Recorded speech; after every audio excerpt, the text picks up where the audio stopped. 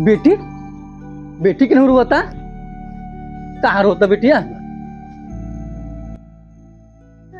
अरे बेटा काहे रोत रहो हैं? काहे रोत रहो का बात बा का बोले बेटा।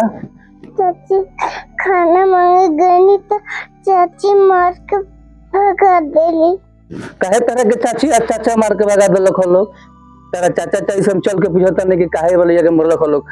छोटका ए छोटका छोटका का हो है ना का चिल्लाता रहो चिल्लाता नहीं हो है ना का भइल का भइल ई बच्चा के मेरे से पूछ काहे तूने खबर सकत का तो नहीं खेल लोग लइकवा के लोगो तक ना लइका के हमरा मार के कोनी के रोइले परसन खाना में गल वाली का मारतो ना हो इ नहीं हो सकत के मैं यार ता लइका के मोरले होखी। अपने मेहर से जाके पूछ कि लइका के मरले बा कि ना मरले बा। लइका में झूठ बोलता टे झूठ बोलते भी आई झूठ बोलतिया आ ते सच बोलता रे। मेहरू के फेरा पर के मेहरमऊ भइल बरे मारम तबरा को भइनु दल हमरा कनु। अब मरबा तू हमरा के ना जब हम कहत नहीं कि नहीं मार तो नहीं मरले। उधर तो बेटा लइकिया के माई नहीं खे ते टूर हो गल बिया हैं। देखो भैया हम बात के बताऊंगा हमरा को नहीं चाहत तू निकल जा हमरा घर से। वाह रे भाई वाह ते मेहरारू के चक्कर में इतना भूला गइले। इहो नु तोर बेटिए नु हो। अरे हमार बेटे तोर बेटिए नु भइल आ ते बारे कि हमरे घर से हमरे के भगाओ तारे। कैसन हो आ कैसन तार घर हो हैं ई पूरा घर हमरा कमाई से बनल बावे।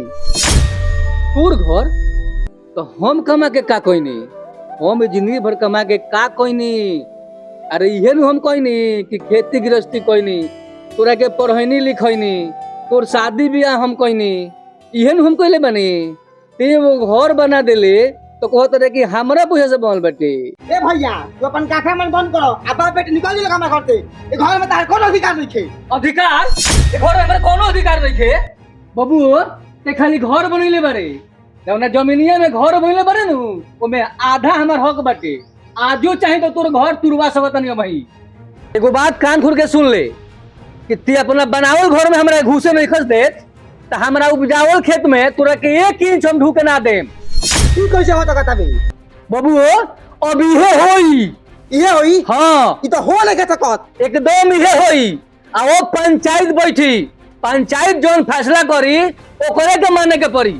चल बेटा चल।